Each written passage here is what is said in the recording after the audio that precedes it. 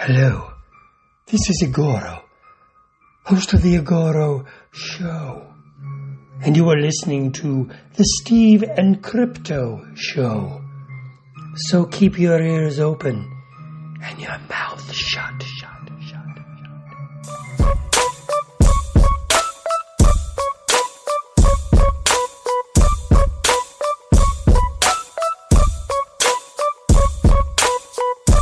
Hey, welcome to the Steve and Crypto Show, presented by thestevestrout.com. We have been away for a little while. I'm sure you guys noticed. I got injured. Crypto's porch tried to eat my leg and kind of screwed my leg up for a little bit. I've been pretty much laid up. This is probably the longest I've been out of my bed, elevating and heating my leg. It's been an uncomfortable week and a half, but I've freaking missed you guys, and I'm toughing it out to get this episode out that we recorded a little while back that we've been wanting you to hear. We have a collection of cast and crew from an indie film coming called It Came From Somewhere. It's what I'm really excited about. It's kind of got a Roger Corman, Ed Wood, Plan 9, 50s sci-fi horror vibe to it. It's very influential. It's kind of in homage to that era. But yeah, it looks cool. I seen a little clip about it and looked up their crowdfunding effort to put this movie together and had to get involved myself. So if things fall in line properly, you'll probably see my face in the movie. So It Came From Somewhere will be the Steve Strout's film debut. It'll just be a picture, but it's still pretty cool. So I'm helping out with that. I just been laid up and trying to get better.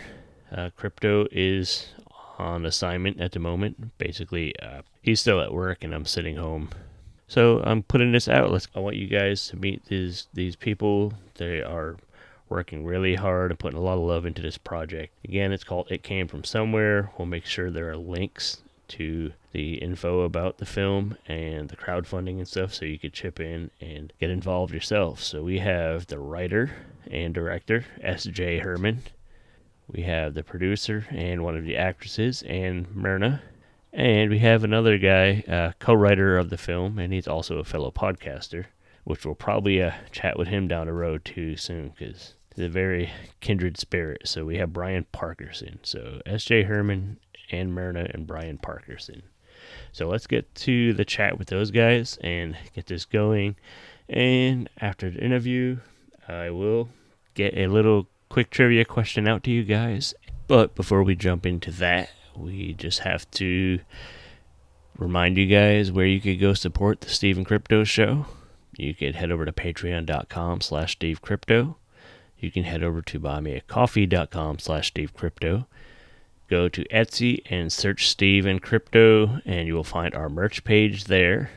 And we also are both on social media. He's CryptoZoo88. I'm the Steve Strout. We're both on Instagram and Twitter, and we do have the Facebook group, the Steve and Crypto Show podcast group, where you could come and hang out and post your stuff and chat with us and just have some fun.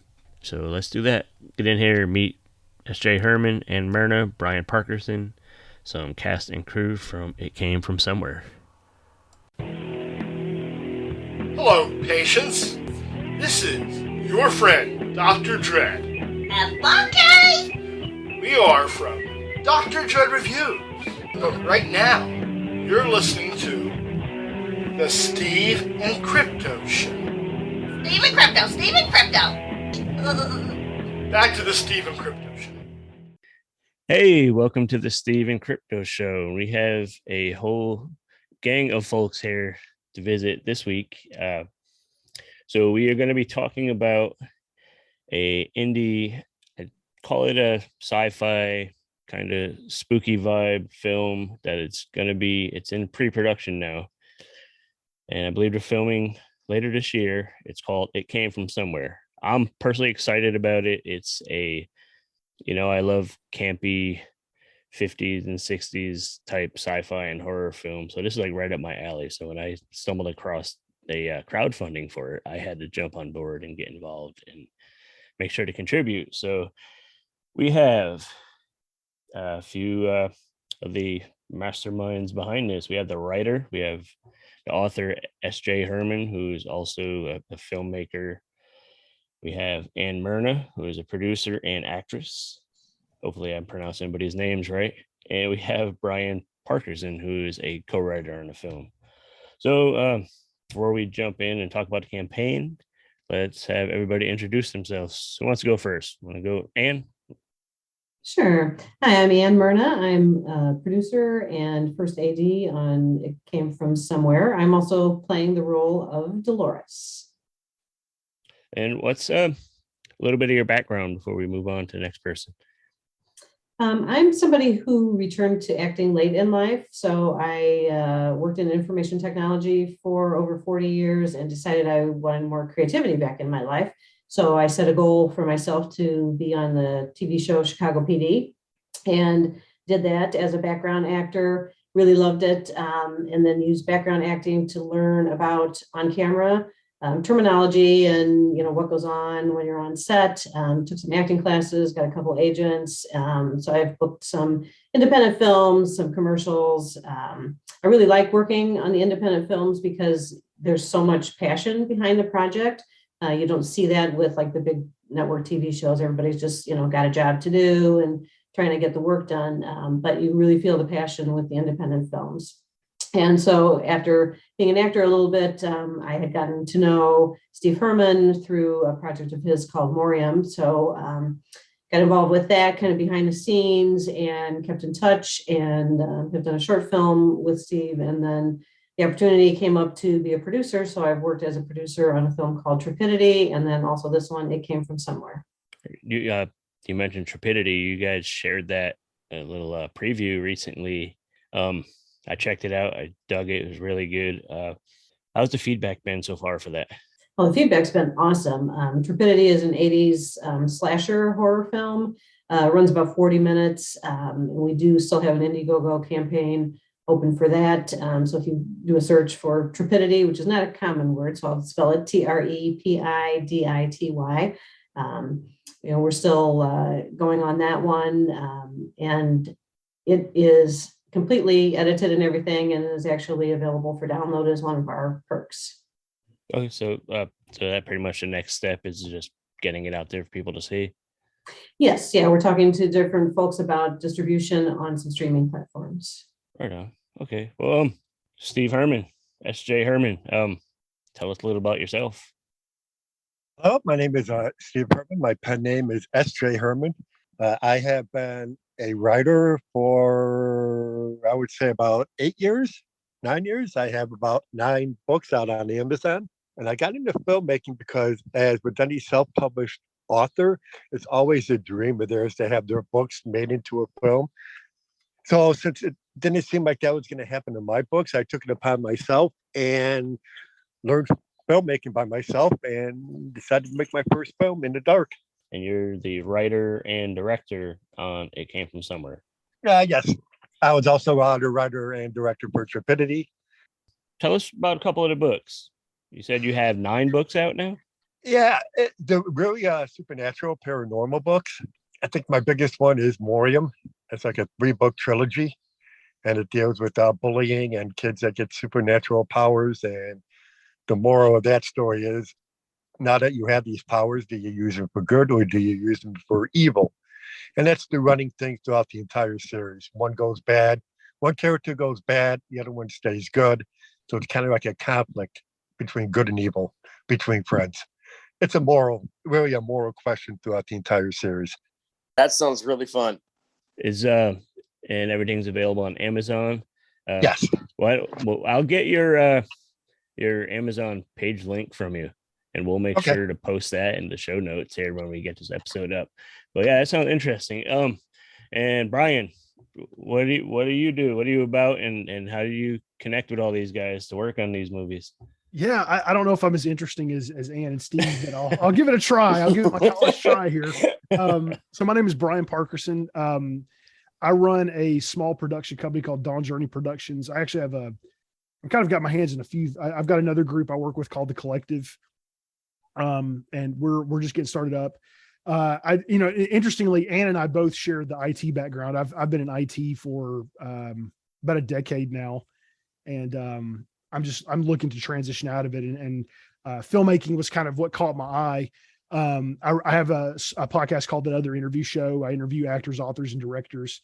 And I'm actually working on another film right now called Blood Repentance. It's my first film that I'm doing. I guess, Ann, I technically met you through Indiegogo because you sent me a request on Facebook to join the Trepidity group. Mm-hmm. And then I became an associate producer on Trepidity. And then I had everyone on the podcast, and I just fell in love with Acrostar. This is one of the greatest groups of people you will ever meet. They have this really unique and beautiful chemistry amongst them. Like when you're sitting and talk with, not only do you feel like part of the family, you can tell that they're a family.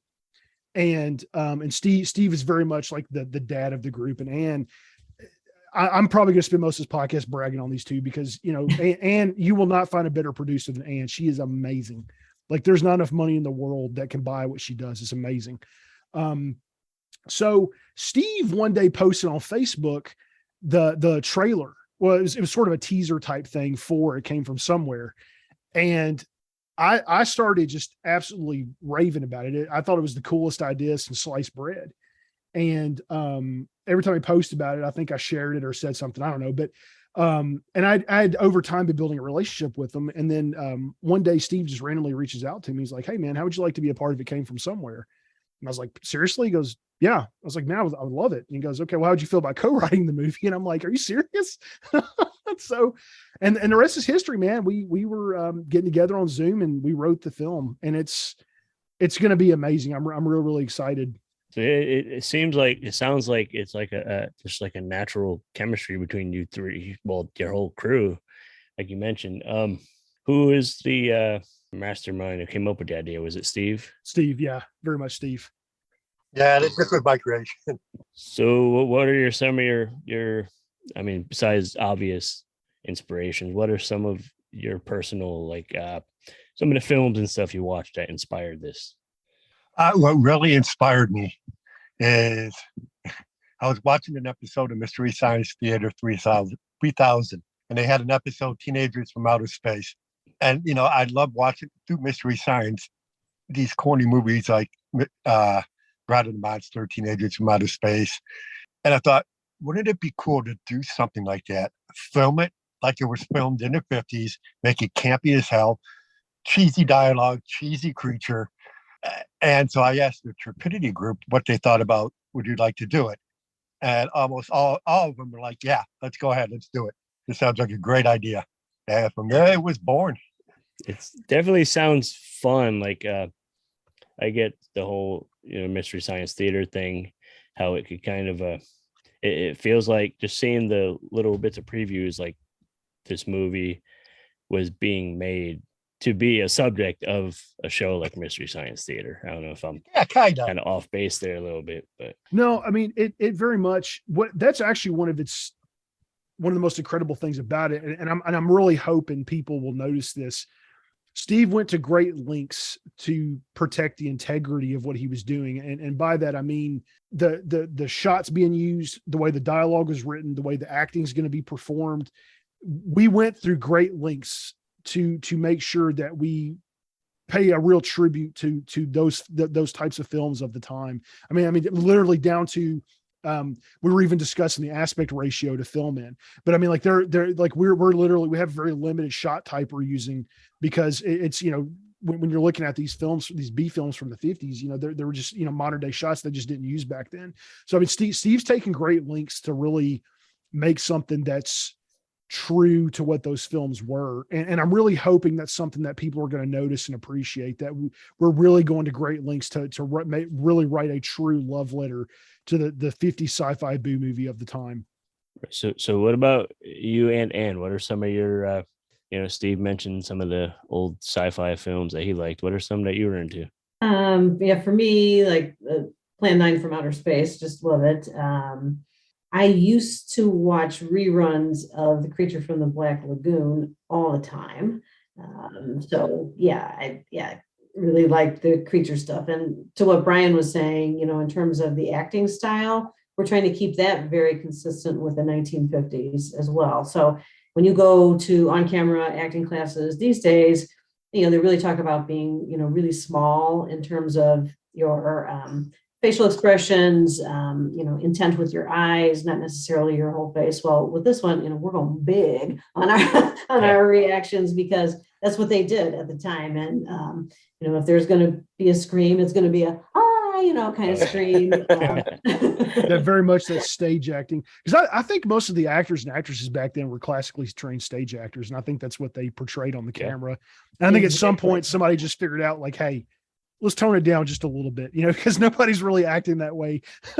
Right. You know, I got to say, though, you guys probably already know this, but for people that are going to be watching this, they will appreciate that, you know, that style of scream or that style of acting, you know, from back in the day.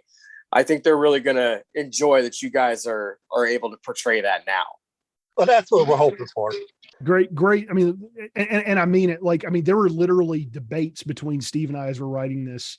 I wanted to include this, and he's like, you know, that really doesn't fit what we're doing here, you know. And so there were times I would have an idea that I had to take it back because it just didn't fit the vision of what we were doing. And once, I don't know why, but once it kind of dawned on me, like, okay, I see what's happening now. You know, that the process became a little bit easier. But like, I mean, like, I really can't stress enough the level of detail and the links that Steve has gone through to make something that really does pay homage to and is an accurate portrayal of what the movies were like back then. You know, like, I mean, I'd want Roger Corman to sit through it and he feel like he's at home, you know what I mean? Cause it's like, oh yeah, it's exactly how we did it. I mean, it really is a love letter to those films. Right. I think I showed you a clip about Teenagers from Outer Space, and that's when it hit you. Okay, that's what we're going to do. Yeah. Yeah. Cause I was coming, I don't know why. I was getting caught up in sort of I had the wrong perspective early on.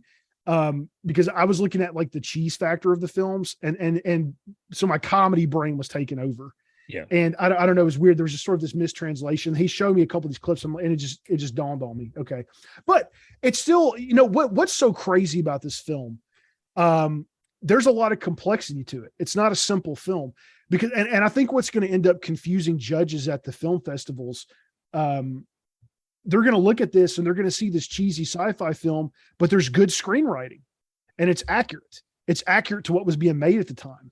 And I think that's really going to kind of throw them and I really hope it does that. And that's an intentional strategy on our part. There's actually good screenwriting. There's good character development. You know, you're going to feel emotions as you watch this. It's not just some crappy, you know, throw a couple $1,000s at it and throw it against the wall and see what happens. I mean, there's a lot of heart behind this film and there's a lot of integrity behind it. So I'm really excited, one, to see it come to life, but two, to see the reception it's going to get. And I'm really, really hoping people will notice and appreciate the heart that's been put into it and the integrity we've tried to bring to the project, even in the writing. I think they will, you know, especially with the genre that you guys are tackling. I mean, we've said it on the show plenty, but like people, our community, you know, the horror sci-fi community, we're very passionate, you know, so I think they're going to appreciate the love that you guys are putting into this project. Now, you said you guys are writing this, or you did write this over Zoom, right? Just back and forth. Yeah. Was that process, I mean, was that okay? Did you guys have any hiccups or? Oh, not at all. We bounced ideas off one another all the time and it just flowed naturally. It really did. He's a great writing partner.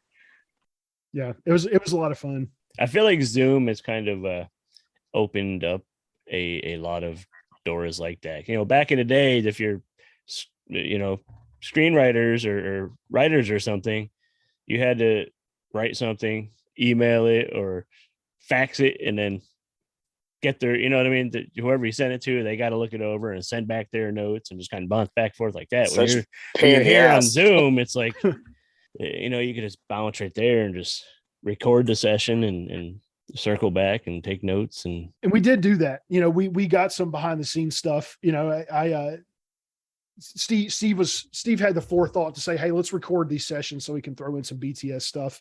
And I'm glad he thought of that. And I'll tell you, I can't think of a better group of people to make this film than Acrostar. I mean, like, they're all just, not only are they lovely people, but they're one of the characters is played by a girl named Beth Metcalf, you know, and she's one of the most talented people out there that I know. I mean, she's not only a great actress, but she's also a really awesome makeup effects artist. She did all the makeup stuff for Trepidity. Her and one other person did. She did one segment, and then Steve did some stuff as well. Well, actually, Steve, was it three of you guys? Was it you, Beth, and I forget who was there a third person that did some makeup stuff, or was it just you and Beth?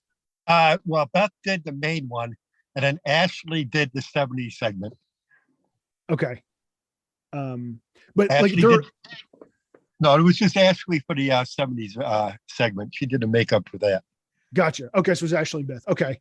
But they're all just really fantastic actors and actresses. You know, you get Jake and Delilah and Beth, and I mean Michelle. They're all fantastic. So I mean, there's just a really good, solid team behind this as well. And I can't think of a better group of people to be heading up a project like this. And I personally feel very grateful to be a part of it. I never expected to have connected with them like I have, and they've brought me in and made me feel like part of the team and part of the family. It's been really amazing. You know, I love everybody. It's so great.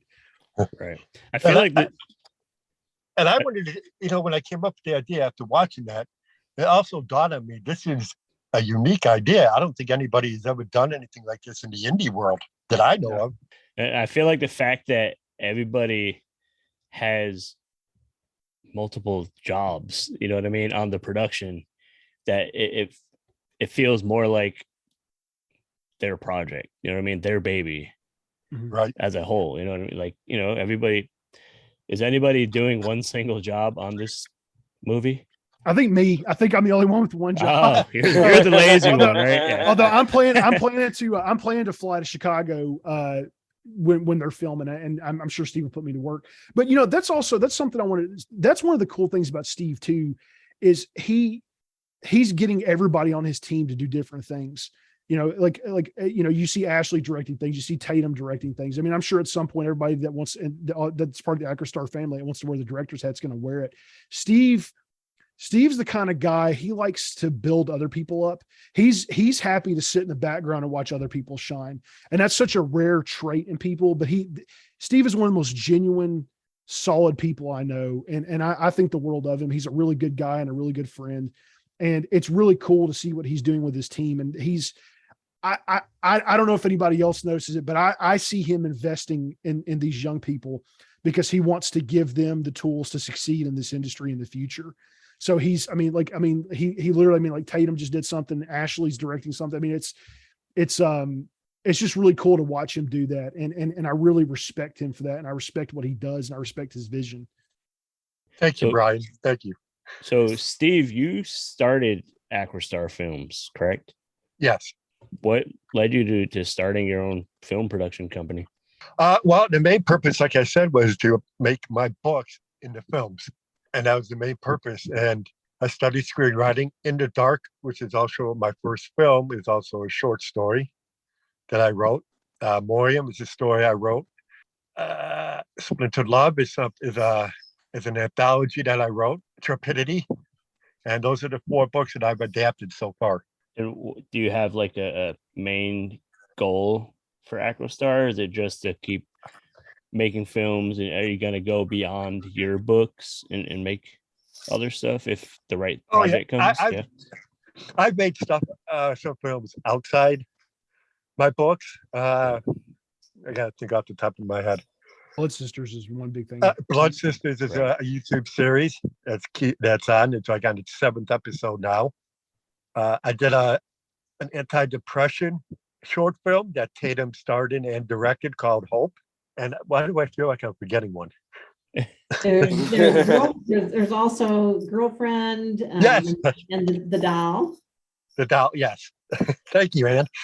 Anytime. See, this just shows how tight knit the group is, that you guys are, you know, remembering for each other and adding. You forgot, I got it, I remember. Yeah. And Ann is the glue that holds us all together. Like she's the real, don't be fooled. She is the real boss here. Let me tell you, Right.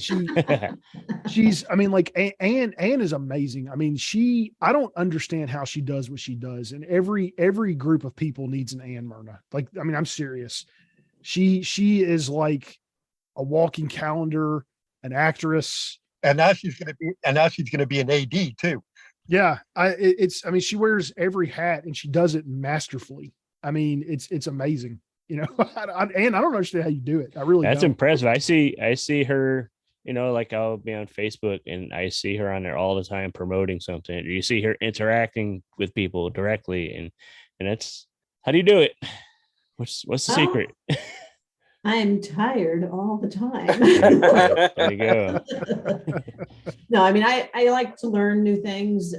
So, when Steve presented the challenge of being a producer, I'm like, well, what kind of producer? There's all kinds of producers. So we kind of carved out a niche, more of a line producer type of thing. And actually, I'm having lunch with an actress friend of mine tomorrow because she wants to get into producing and she wants to learn from me what I did. So, like I'm big on the mentoring thing. It's been fun so far. I've started to break down the script. That's something that an AD does. I never had to do that before. And that helps you figure out, for which scenes do you need to film in which order, which ones are mapped to which locations. Like we're really pinched on people's availability. The people in the cast have very, very busy schedules. So we've got a lot to do. We've got like a 4-day period blocked out in September. So it's my job to figure out how we can make the most of that time. And so I enjoy learning all the new things, but I have a million friends on Facebook now who I've never met. Some of them are quite conversational. We have some perks, and a lot of times people don't really understand what it is, but they say, for instance, want to get into acting. So we offer, you can be in the film in 2 ways. One is to have your photo in the film, and the other is to actually come to set and be killed by the creature as part of the live action. And this really nice gentleman yesterday, I don't know how many messages we exchanged, at least 50. Let's just put it that way. Because he really wanted to come and be in the film and get filmed, but he doesn't live anywhere near where we're filming. And he's trying to figure out like what airport he should fly into. And I'm like, no, don't just send me your picture, like let's walk before we run, and let's do this the easy way. And now I'm teaching him about IMDb, the Internet Movie Database, because part of being a prior victim of the creature is you're part of the cast. And so we'll need to attach him to the film on IMDb, but he doesn't know what IMDb is. So, we're going through those lessons. But people helped me when I was starting out. So I'm just helping other people and, paying it forward. But that's very much, I would say that right there embodies what Acrostar Films is. That's the attitude I see exhibited all the time. That it's a very selfless team. It really is. I mean, for me to bring these people onto my podcast, and here I am sitting on the podcast now as part of a project with them. I mean, that says everything. Yeah, for sure. And as outsiders here, watching you guys together, just, it's nice to see all the encouragement between you, between the three of you. And as Steve said, you just seem like a very tight team, so it's nice He's to built see something that. incredible. He really has built something incredible. I just, I mean, if you could be a fly on the wall, you see what I'm saying. It's just like, I've never seen anything like it. In fact, recently I sent a message to both Ann and Steve. I was like, can you guys teach me how you have built what you've built? Cause this is what I'm also trying to build in Dawn Journey Productions. They're like, yeah, we can get a Zoom call together, but man, it's just such a privilege. I feel so lucky to be sitting here right now with them as part of the team. It really is such a privilege. It's just so cool to watch what they're doing. And the world needs more of what they've built. The world needs more Anns. The world needs more Steves, just their heart for people and their heart to want to teach and help and also just make movies. I mean, it's the funnest thing in the world have you guys been able to be on a set before? Have y'all been on a movie set? Oh No. man, I wish. Nope. I've been invited, but schedule not working. But I'd say the closest thing for me is I deliver beer for a living, is here in Port Townsend. I was delivering one day and I basically like stopped in the road as people were filming for a short film. We actually talked to the director not long ago. And so that's the closest that I have is, you know, kind of like almost running over the zombie in the road, or, you know, I'm sorry, the ghost in the road. Or imagine that story is like I drove my truck over pyrotechnic and they kept the shot. You know, like I didn't know it was there. I ignored the signs. I was in a hurry and I didn't know it was there. But I'll tell you. Do you get a credit for that? Yeah, right. Look me up on IMDb. I might be in there. Who knows? It's one of the most magical feelings in the world to be on a film set and to watch everybody doing what they're doing. Like everybody has their little position that they're doing. Well, I say little is not the right word. Everybody has a very specific thing they're doing. And you're just watching all this happen. And then you're watching the actors do what they do. And it's magic. It really is magic. I mean, film is such a powerful thing. I mean, like you're dealing with a medium that has the power to change people. You know, influence is one thing, but change is another. You're literally dealing with something that can change people. You can change people's religious beliefs, their political beliefs. I mean, you can change people, and that's not something small to wield, you know? So listen, you two have got to go on a movie set. What part of the world are y'all in? We're in Washington. Seattle area, not far from Seattle. Yeah. Well, after all this is done, add me on Facebook because I'm always we're all always doing stuff, man. If I can make that happen at some point, man, I will. I'd love to get you guys on a set just so you can. Oh. And I'll put you to work too. I'll exploit you for free labor. Yeah, I love being exploited. We'll be a couple workhorses. That's all right. So it's Hollywood. That's what we do, right? Go. Like, yeah. So the we'll get you coffee. The good team you guys have here. Everything sounds and feels like it's flowing and coming together pretty seamlessly, but there's got to be some obstacles. Yeah, I've got to get on an airplane. I'm terrified of flying. Oh God, I hate flying. I'm too big to be flying, man. It's so uncomfortable. Literally, one of my biggest fears is flying. My nightmare is that I have to get on an airplane. It's not that the plane crashes. It's nothing like that. It's the fact that I have to fly. That's my biggest nightmare, but I will do it for them. I'm getting on an airplane. In fact, I'm so scared of flying. One of the last times I flew, I got free alcohol on the flight because they could tell. I don't know what I must have looked like. It must have been pretty pitiful. Just nervous, like, here, have a drink. Yeah. It's like, here, dude, just take. I mean, literally, the flight attendant comes up and I was like, do you guys serve alcohol? And she goes, yeah, what do you want? And I noticed these Jack Daniels sitting on the tray. And I was like, I'll take a Jack Daniels. I had a Coke, so I was like, I'll just make Jack and Cokes and try to calm down. Cause I don't know how horrified I must've looked. Cause she whispers, she's like, don't worry about it. So I don't know how terrified I must've looked. It's going to take me about 24 hours. Steve, in fact, if you want to vaporize me in the movie, that like the day after my flight will be the time to do it. You'll get a real true fear reaction out of me. I'm still going to be trying to recover from the flight at that point. Maybe you should film yourself at the airport getting on the plane. So that way, just vlog my reactions. Yeah, they just maybe use that somewhere in the. We could CG in true fear. Yeah, use it in like the trailer, like the face of fear. Brian getting on a plane. I can talk to some other obstacles. One obstacle was just availability of the cast. As we've all mentioned, most of the folks on the cast have worked with Steve Herman before, so we knew. Like who had what parts and stuff, and like finding availability was a bit of a challenge because everybody's pretty busy. And then another, of course, is funding. We would all love for Steve Herman to turn all of his books into movies just like that, but there are expenses, and one of those is location. We're actually renting through Airbnb a nice 1950s ranch home where we can do some interior and exterior shooting. And we're going to be using some street scenes in a really small town in central Illinois. The city manager is so excited to work with us. She loves having a filmmaker in town, particularly since Steve Herman has shot there before. She trusts that we will leave the town as we found it. And then another big expense is paying the cast. Everybody does put in a lot of effort on their own time in terms of preparations for filming. And then after we get it filmed for editing, of course, but while the actors are on set, we want to be able to pay them.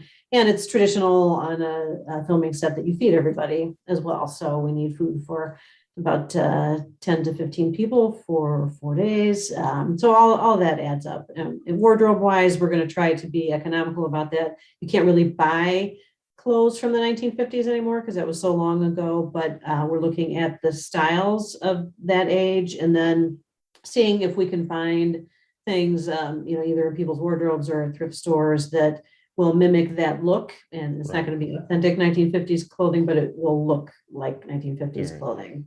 And we're even going to try to, when we have those outside scenes in that little town, we're going to try to see if we can get some vintage cars placed on the street. So I'm in contact with a gentleman who runs a vintage car club down there. Very cool. Don't forget to add Brian's pre-flight alcohol consumption. Oh, that's right. Yeah.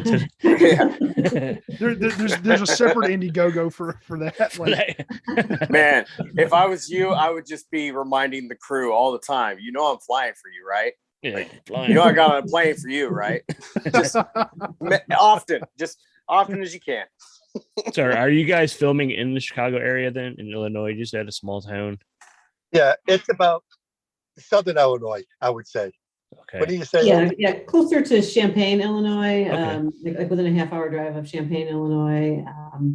But it's nice because it is a smaller town, so there's more cooperation than there would be, for example, in Chicago. I mean, it's just tons of overhead to try to film outside in Chicago. So yeah, we're going with a small town. Like I say, we've filmed there before. They're very receptive. Very, very easy to work with. The city manager was like, well, how many blocks do you need me to block off in downtown, so that we can keep traffic out of your way? Do you need just one block or would 3 be better? I'm like, it's like three of the 4 blocks, please. Thanks. What about you, Steve? What kind of issues have you hit trying to make this come together? One of them I would say would be writing, because writing this is a completely different animal than like writing a serious drama horror movie, because you've got to really throw away all the stuff that I learned writing for 8-9 years. They go, okay, I got to write bad dialogue. And that's really tough to do, because you write something good, it's like, yeah, it's a little bit too good. So you go back, you delete it, and you rewrite it. They add the cheese factor to it. It probably took you a lot of, research and studying people like Roger Corman and their techniques to put this together. I'm sure. Right, lots of movies. Right, Ed Wood, Plan 9 from Outer Space. I mean, we pay homage to that with a one actor, Bill Russell, who does that opening sitting at the desk, just like the opening of Plan 9. Yeah. That was my first thought when I seen the trailer I was like, Plan 9. I love it.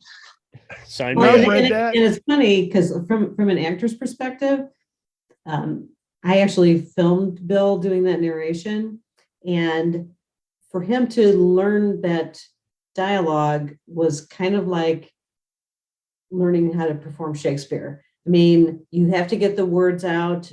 It's not conversational at all. It's a bit convoluted. It was a lot of work. It makes no sense, really. No, like Steve, when you sent that to me, because like what Steve sent me, he's like, here's what I have so far. And I read that. I'm like, I think I was actually sitting in the doctor's office. I was sitting in the waiting room at the doctor's office, and I read this, and I thought, what does this even say? I was like, and then I realized it was intentional. And then to see it come to life, and to what Ann said, there's actually, if I could show up on set for one day, there's one scene in particular, and I can't say what it is, but one of our actors has a very difficult scene he's going to have to do with the dialogue. And Steve knows exactly what I'm talking about. Yeah. I know what you're talking about. Like I actually literally had to create a glossary of alien terms. Okay.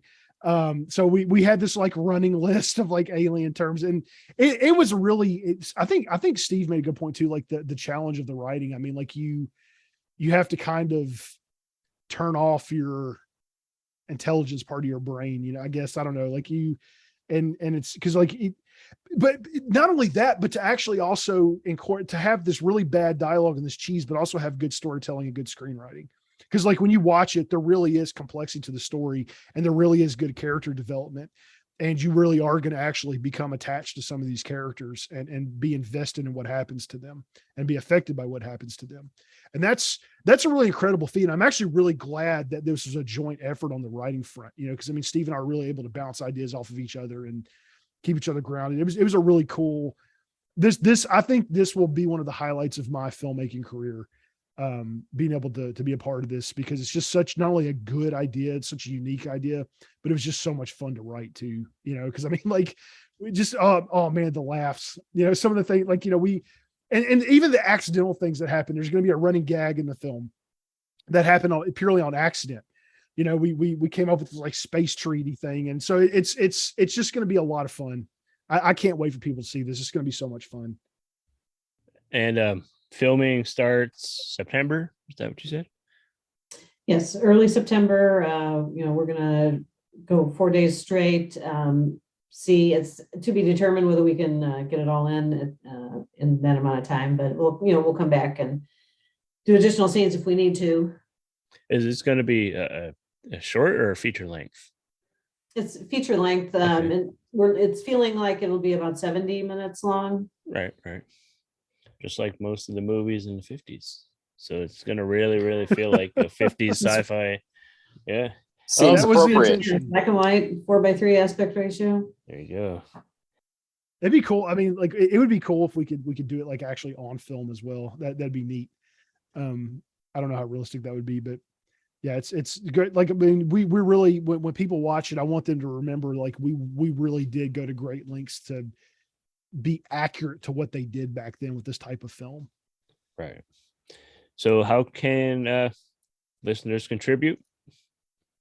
We have an Indiegogo campaign, and it's easy to access if you just go to It Comes From Somewhere. Or no, It Came From Somewhere. Geez, it'd help if I knew the name of the film. It Came From Somewhere. I told you I was tired.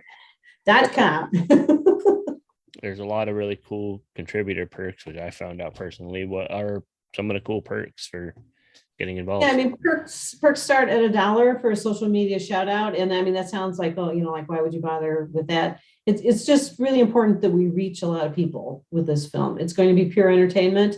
And if you'd like to support us with $1 or even just sharing the campaign, we would appreciate it.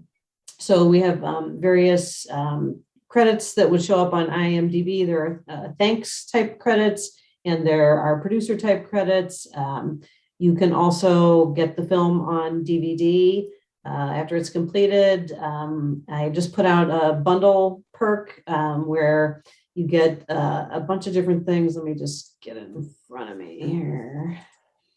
We've included social media shout out, signed script and movie poster that's signed by the cast and crew.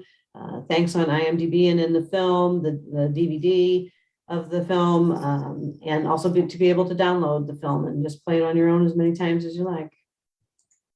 Very cool. And that's Cool. at itcamefromsomewhere.com. Yes, exactly. And then we also have a Facebook group that's referenced in that Indiegogo campaign. And that's where we have constant updates. Every time somebody contributes, we, put a big thank you out to them. And it's a great networking area for people who love to watch film and people who like to create film. We have over 2,000 members in that Facebook group. Very cool. So would that probably be the best place to keep up on everything about the film and Acrostar, or is there a bigger? Yes, I mean, the Facebook group covers anything that's kind of horror related that Acrostar is doing. And then there's also a website, acrostarfilms.com, that has all kinds of projects, links to Steve's books and things like that. Well, we're looking forward to updates on the film and seeing pictures while you guys are working on it. And, I'm excited to see this final project. Do you guys have any plans to add any behind the scenes stuff on the DVD or Blu-ray, whatever you guys put out? I know you mentioned the DVD. Yeah, the DVD will be like what we're calling a director's cut. So it's going to include the film and behind the scenes footage. We'll put a few little clips out once we start filming in September onto that Facebook group. But the DVD is really where you can get the meat of the material. Get all the good stuff. before we wrap up, is there anything anybody wants to add? Any messages to listeners, or go We just contribute hope to our movie? everybody enjoys it. I mean, it's a fun project, and again, our intent is pure entertainment, and we hope that everybody can join us on the journey.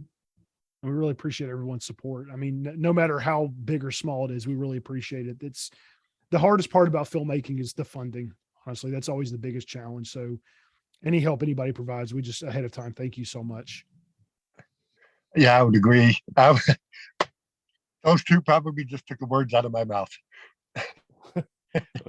There you go. I know a lot of our listeners love old classic horror and sci-fi stuff, so I think they'll be into this.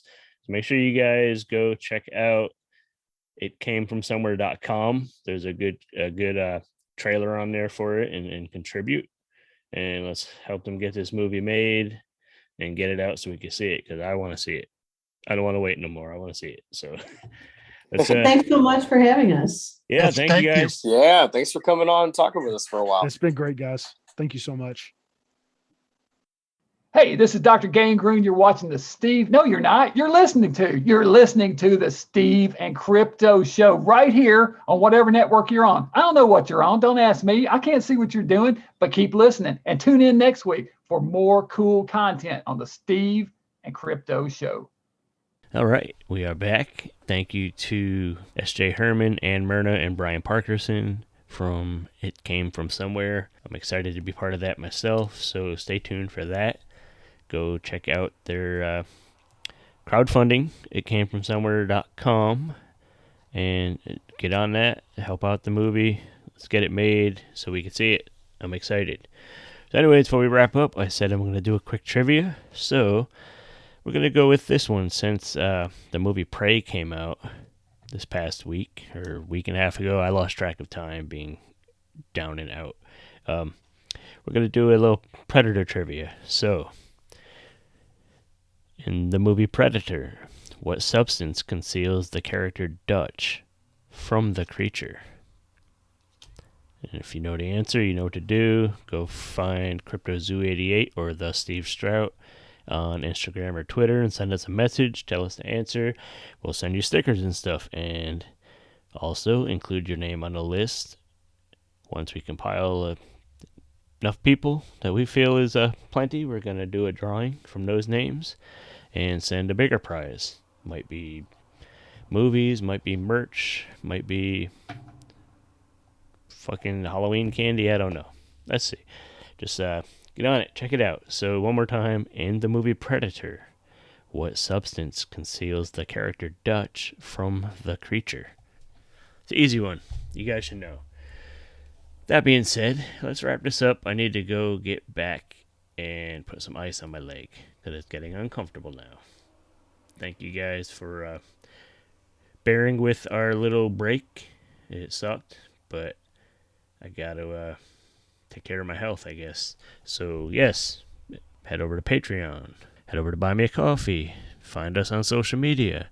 And get you some Steve and Crypto merch from the Etsy merch page. Thank you guys for listening. It's the Steve and Crypto Show. We'll be back soon.